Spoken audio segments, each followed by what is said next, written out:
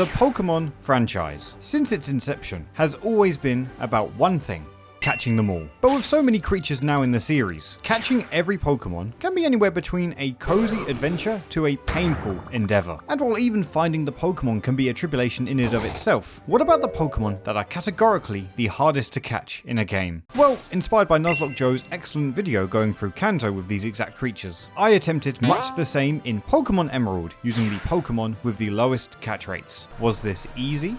No. But did it at least go well?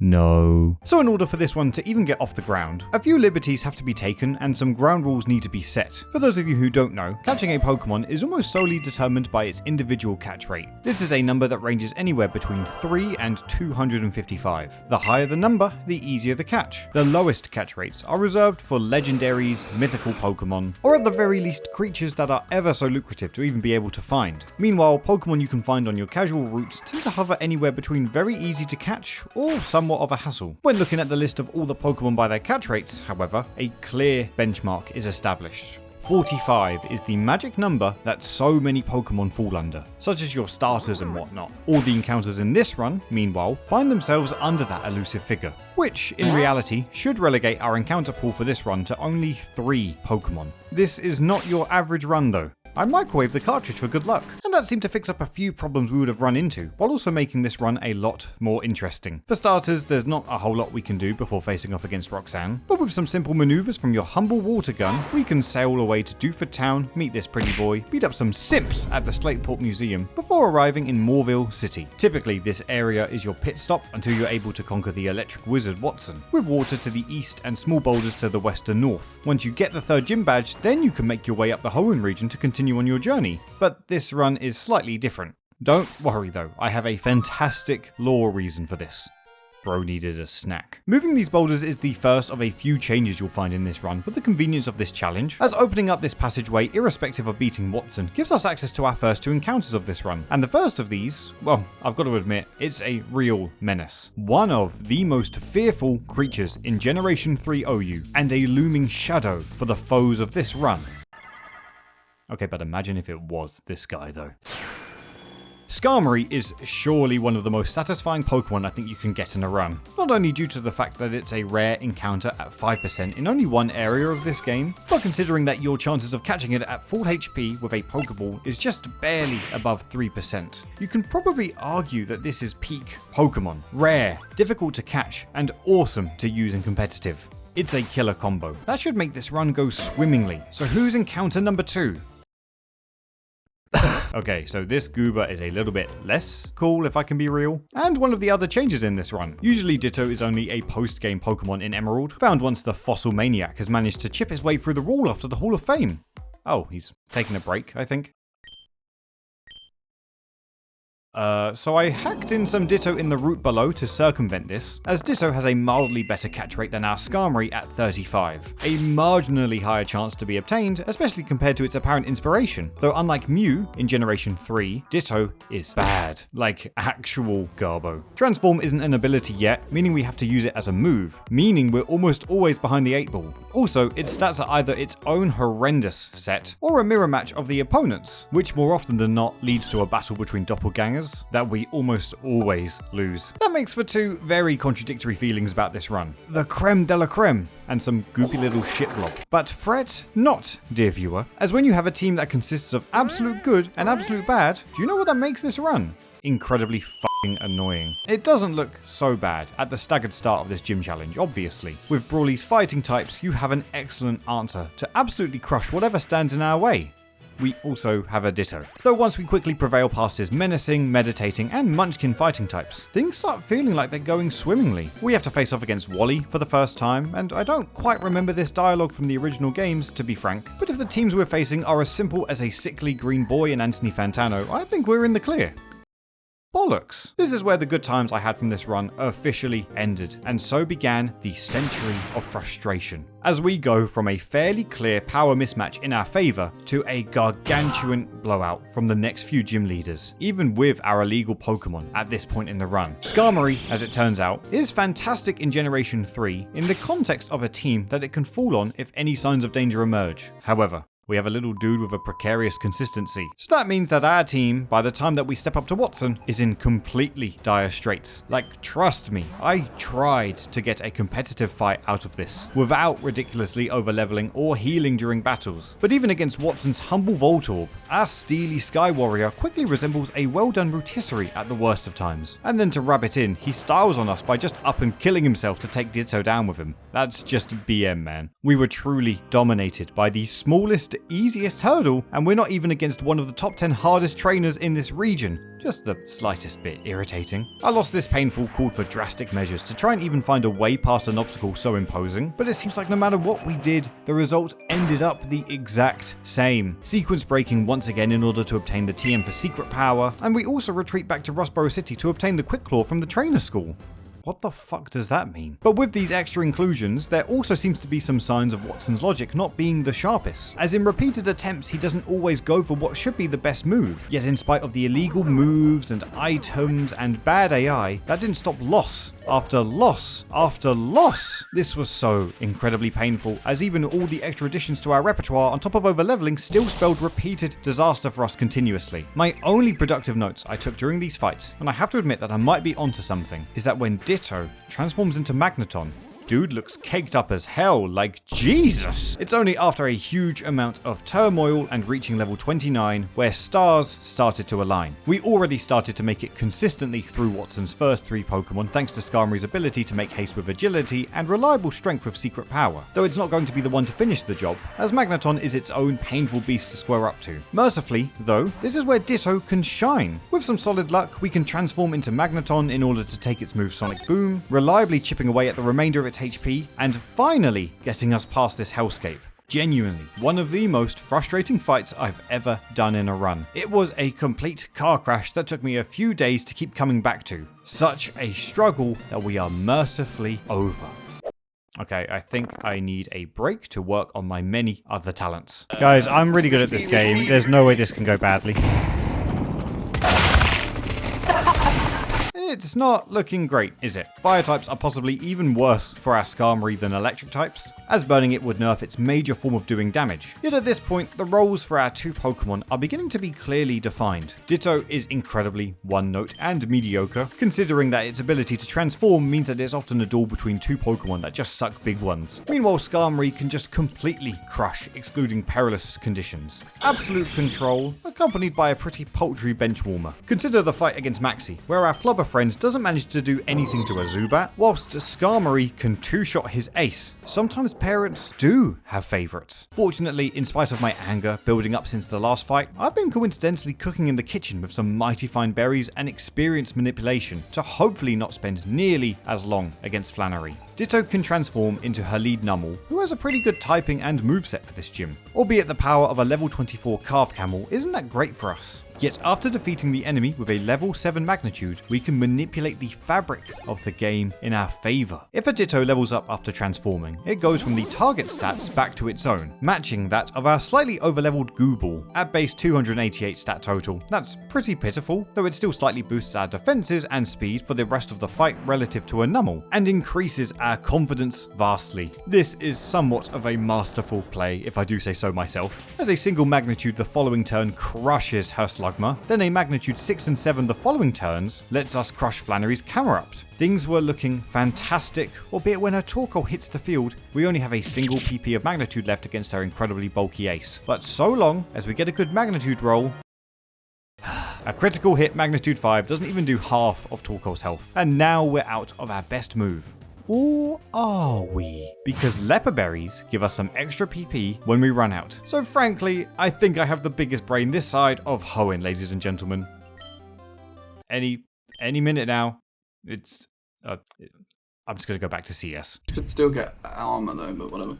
Nah. Still succumb. If you pop all their heads like I'm about to do, then you don't need armor. In the mid-range.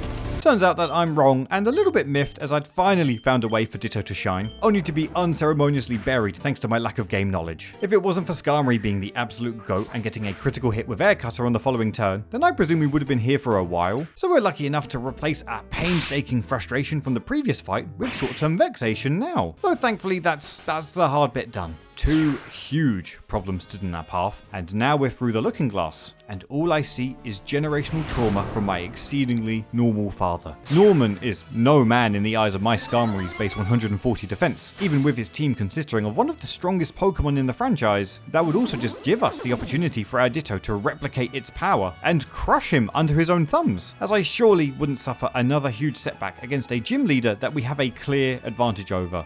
And that's true, because I suffered multiple setbacks against this absentee asshole. Look man, I don't know. The first fight went so well. Skarmory was thriving. His team didn't have anything to get in our way. It was just going incredible. And then against Slacking, I just threw. I switched into Ditto to remove the yawn that Norman gave us, which led to Slacking killing it in a single shot, obviously. But by the time that we brought Skarmory back in, I had completely forgotten that it knows counter. It was a pretty close fight, all things considered, though that remains the furthest attempt I'd get for quite a while. His Spinder continuously confused us with Teeter Dance. The rest of his team continued to make good headway with chip damage towards our Silver Knight, and his Slacking, admittedly, was a Pokemon I'd continuously underestimated in its bulk and strength. There was no magical formula to success beyond me just playing better and getting luckier against Norman's team, yet continuously tasting defeat against someone who should otherwise be a routine chew toy for our tough to attain team. I was getting a little bit more and more exasperated. A lot of tension was starting to burn between my shoulder blades, and the build up in my head needed to boil over, though this is fortunately greatly relieved come the next portion of the game. The world is back to normal. We can surf to the eastern parts of Hoenn, and Skarmory is able to get some pretty cathartic training after we crush Shelly and absolutely slice through May's team too. What was helping me along the way, however, is that at Route 120, just past Fortree City, is home to another fantastic teammate to try and get on the team. We'd started off with a fantastic introduction to the team, followed by a subpar sophomore, but the third addition to our squad just might be one of my favourite Pokemon. What else can I say? Dog plus Moonscythe plus Edgy makes for a lot of my sensibilities in a Pokemon, and Absol is one of Hoenn's finest creatures in an already stacked Pokedex that it introduced. Of course, it can't quite make good use of its own typing thanks to the physical special split in this game, which just gives my head another wrinkle of dissatisfaction, but its stats and potential have somewhat vindicated the last 3 fights. Please bring to the podium evidence A. The Winona fight. Considering that she is a team of 5 flying types that could otherwise be a huge problem, I was done with huge problems for now. Secret Power is busted in Hoenn's mid-game as a physical move with fantastic status effects, and you can buy it en masse back at Slateport City, which paired rather well with our newest teammate's Swords Dance. No funny business was left open in this fight. Winona leads with a measly Swablu, and we maximize our attack in 3 quick turns, which, as you can imagine, led to some Olympic-level clay pigeon shooting from Absol. It was so dominant that Winona's own Skarmory still got bluntly punched down in only 2 moves, as well as a single blow being all that's needed to slice down her Altaria. Absolute dominance. Finally. But if you needed anything more to see the tide turn, take evidence B, the fight against Tweedledum and Tweedledee. Unbelievably, this is where our Ditto can finally find a fantastic niche for itself. As in double battles, it can copy our own Skarmory. A bit cheap, perhaps, but now we have a duo of one of the best birds in the franchise, and that spells disaster for Tate and Liza's team at Sacrifice. The maths didn't lie, and our OG pair just obliterated them all, one after the other. Thank God things started to get better. I guess all that rage was just a mid-video arc that has definitely already resolved itself. With the triumph of 7 gym badges at least, we can get our last legal teammate for this run once we learn how to dive underwater. To account for another Pokemon native to Hoenn that's difficult to obtain, this one is probably a bit more underloved relative to the disaster Pokemon. I mean, unless you happen to love old fish at least. Relicanth, huh? Making its debut possibly for the first time ever in a team I've used over all the years of me playing Pokemon. Which makes sense given that it's a late game water type you can only find given that you already have one to access its location. Being a rock water type equally piles on the pain, and to top it all off, it's just kind of okay. It does have a higher base stat total than Absol, but a slow speed and low special defense is pretty dire in late game Hoenn. It's just lucky it's in a region as hydrophilic as Hoenn, because a single blade of grass would absolutely wipe it out. Thankfully, it doesn't need to fulfill too much in the team given that our evil Fluffball can just somewhat torpedo Archie's lame duck team. But the additional numbers will surely come in handy at the final gym fight of this game. Oh geez, the loss is right behind me, isn't it? I mean, in fairness, I think I was just going through a couple of fun things during a lot of the footage I gathered at this time. Like, I didn't even equally level the team before the fight. But we have some pretty good Pokemon, you know. I felt like we could win in spite of that. And honestly, Absol should be able to do what it does best with its attack power. It's just a matter of Juan's love disc being a confusing piece of shit to completely impede my master plan. Still, that was a bit of a shambles considering how relatively unprepared I entered this fight, which rounds out all of my frustrations so far this run. Frustrations at my team, frustrations at the game, and then ultimately frustrations at my own self. God, I'm such a useless piece of shit. If only this video could reach 300 million likes. Then I could gamble my happiness back with all the money it might make. Though fortunately, I could live out some rolls of the dice when I actually treated this fight correctly. With Absol slicing some sashimi after a few sword stances, before singing a song of judgment to the most annoying gym leader ace in the franchise. And just like that, we had made it all the way through Hoen's gym journey, where all it took was tenacity and copious amounts of ibuprofen, which gives me a bit of time to reflect on how exactly I'm feeling about the team. It consists of cool Pokemon anywhere between 50 to 75% of the time, though even then, neither of these two felt like a beast that could either dominate the competition or be successfully covered by their teammates, which doesn't exude confidence considering the 5 hardest trainers are on the horizon, to be honest. And yet, with a team of 4 this game feels a little bit hopeless, so thankfully some higher being looked down on me and managed to manipulate the cartridge one last time on our way to the Hoenn League, because in Victory Road we can find the final member of our team, a Pokemon inaccessible until usually after we already make it to the top of the mountain, and a Pokemon with 3 catch rate. Beldum. Now this is practically cheating. Finding one of the sickest Pokemon in a game in the wild. But that's why I waited until the end for me to find this guy, as I wanted to give myself one final huge tribulation to truly earn this guy on the team by catching it. I don't care. Considering you're bestowed this guy half the time you're ever able to find it in a game, it never really dawns on you just how difficult this guy would be to catch and how great a benefit it is to just be given it on your merry way. It's tied for the lowest catch rate in the franchise, on par with legendaries and mythicals, with the eventual power to boot, as Metagross immediately cements itself as the centerpiece of any team. Fantastic typing, especially prior to Gen 6, monstrous stats, and just like the coolest design in the franchise maybe? Truly, there's something to be said about this run as a whole. The eclectic power of the team, the ebbs and flows of the run, and the general themes of frustration and pain that I've felt. Yet at this point, I find myself struggling to find the words to know what to say. Luckily, for me, Victory Road is emblematic of so many things that encapsulate the journey that we've taken, with all the mini hurdles to traverse to get to its end. But who better to leave it to than Wally? The sickly rival that truly musters the confidence to become our opponent, with that classic phrase that we all know and love after defeating him. Did you know that only 90% of viewers are subscribed on YouTube? Oh, for fuck's sake, I put it in wrong. Oh, Wally, you fucking idiot. Well, whatever kind of stupid dumbass Wally is for saying that, all that matters is that we can take all of this strife throughout this journey and make it all worth it in the Hall of Fame.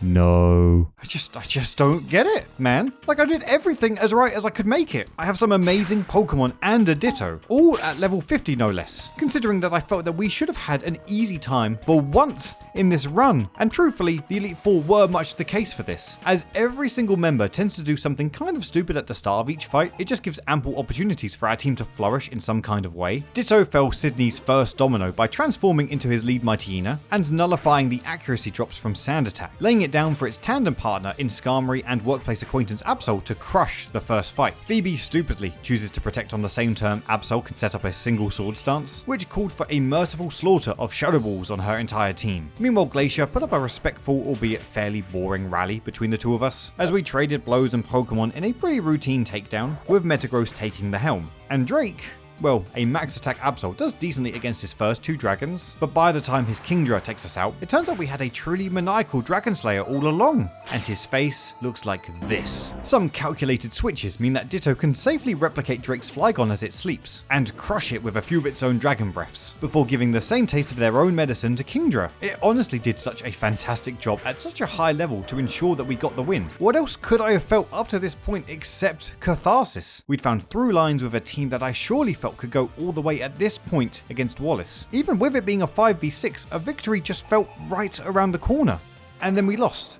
And then we lost every attempt after the fact. Once again, my confidence, arrogance, whatever you call it, just meant that things went horribly wrong. I don't really consider just how strong a mono water type team is, especially when your squad hasn't got a direct super effective answer against them. And Wallace's team carries so much diversity, power, bulk, and speed that completely shut out our entry to the Hall of Fame. Like, I know we were going into it severely underleveled, all things considered. But in spite of how strong our team remained at level 50, this did not work in the slightest. And I was fuming. How could I come across every hurdle, no matter how big or small, and eat shit every single time? It was a pretty simple solution to try and salvage some self-respect, making no more compromises and matching Wallace's levels much more accurately. So a boost to our overall team to finally satiate the pain and anguish I'd felt this whole run for perhaps the first time in this journey gave me and my team a full zen. This one single change led to an even more complete takedown of each Elite Four member on the second go around. So much more decisive than the last run through, fittingly using Drake's own ace Salamence to cap off a dominant performance. Yet everyone put in a shift this whole time. So I guess that's the moral of this run. To take things a bit more chill and have a satisfyingly dominant champion fight, right? No, not at all. This fight still managed to completely find a way to fuck me off, as what should have been a magnum opus for this whole arc managed to break me by going the exact opposite of the way I wanted it. Instead of a magnanimous victory where we somehow prevailed, we just got insanely lucky in a way that felt so undeserved. Wallace missing moves and doing fairly brain-dead decisions led to Absol clearing out the first 3 Pokemon rather effortlessly. His Whiscash didn't take much to topple in spite of how it's objectively the greatest Pokemon in the franchise. And due to him letting us set up Ditto on his Gyarados for no real reason, I was sat at my computer at 1 in the morning, completely aggrieved. A fight that I'd hoped would put a nice bow on this run's arc instead only cemented its pain. I'm burnt out, I am tired, and the goddamn Hall of Fame scream is asymmetrical as well. This should have been the end of the run, in complete transparency. We're champions, we're angrier than ever before, and frankly, I should go and speak to my doctor about all of this. But fate decided a different path for me that day. Upon my victory, I was invited back to Moss Deep City. Stephen Stone, that familiar pretty boy prick from many gyms ago, decided to write me a letter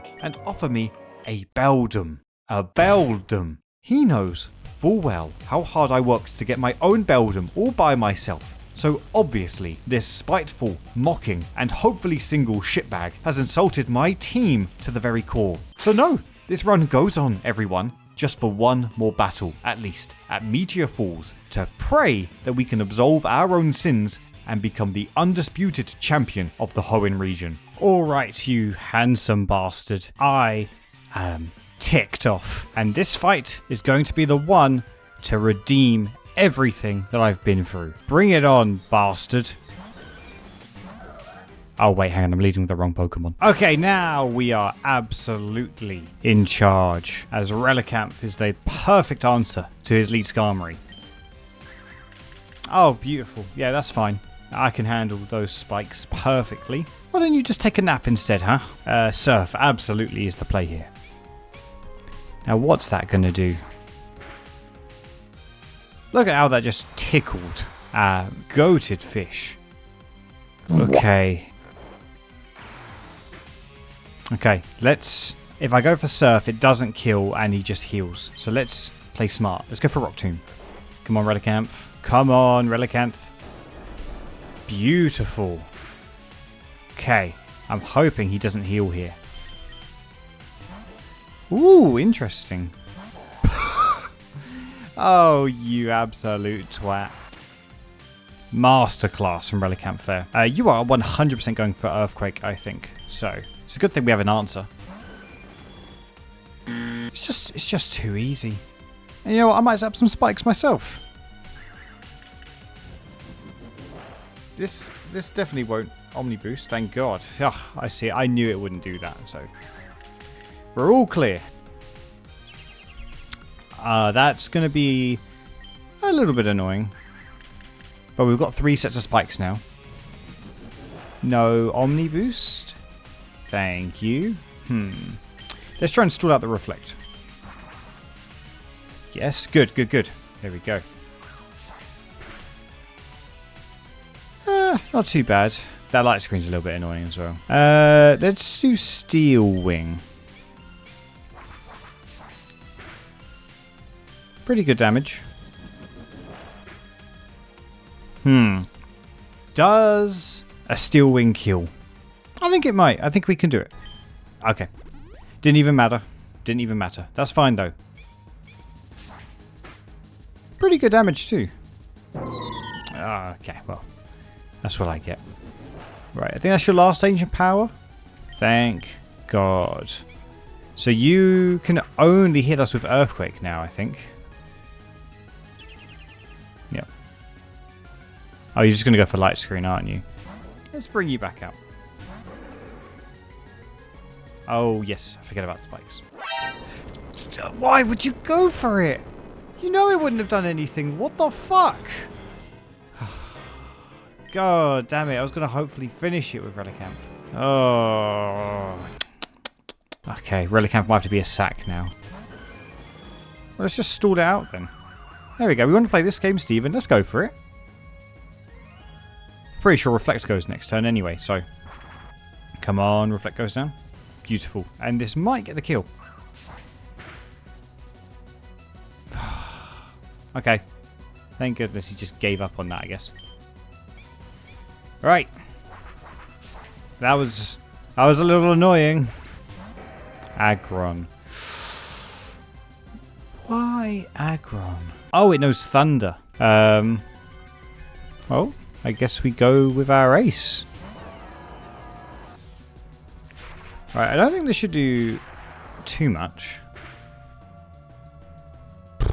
It was a not insignificant amount of damage, but now we kill it. So long, Gay Bowser. Oh. Ace versus Ace. Do we outspeed? I don't know if we do. It makes much more sense to just switch out, doesn't it? But it'd be so sick if we could pull this off. Oh, yes! Yes, yes, yes, yes! There we go. That's the one. Surely that kills. Come on, that's surely... Oh...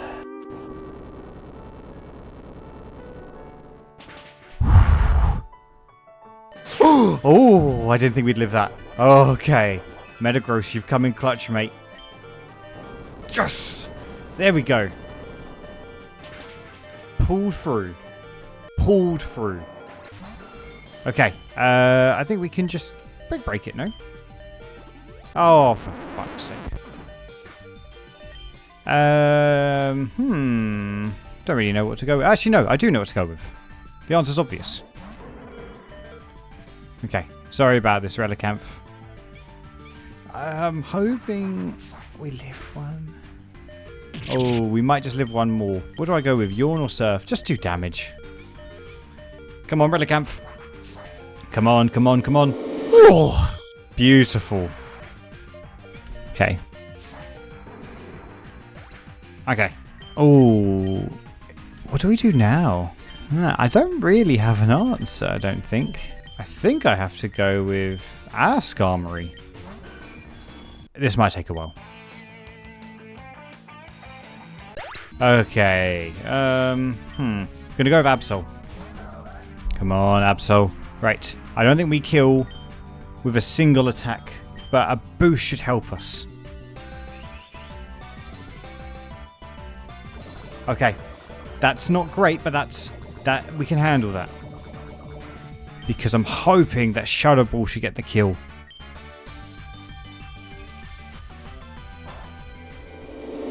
Yes! What a crit. What a crit. Okay. It's 2 to go. But it's looking pretty good. Shadow Ball. Don't think this ever gets the kill. It did good. It did good. Oh, that stung. Oh, that really stung. Oh no. This isn't good. This isn't good at all. Because I don't think Metagross can get out. No! Oh god. Our only hope is this fucker. I'm almost hoping that we don't outspeed. Okay, well at least that gives us an opening. Okay, oh no. Okay. We have a few answers, but I'm not feeling great about it.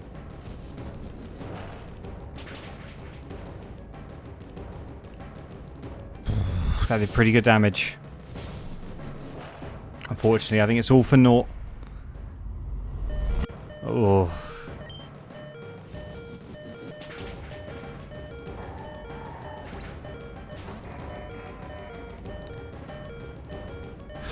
We did so well. The only way we can win is confusion, I think.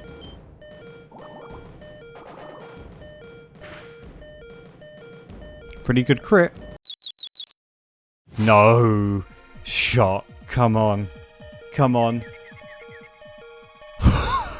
This is so fucking stupid. If this gets us the win, this is so undeserved.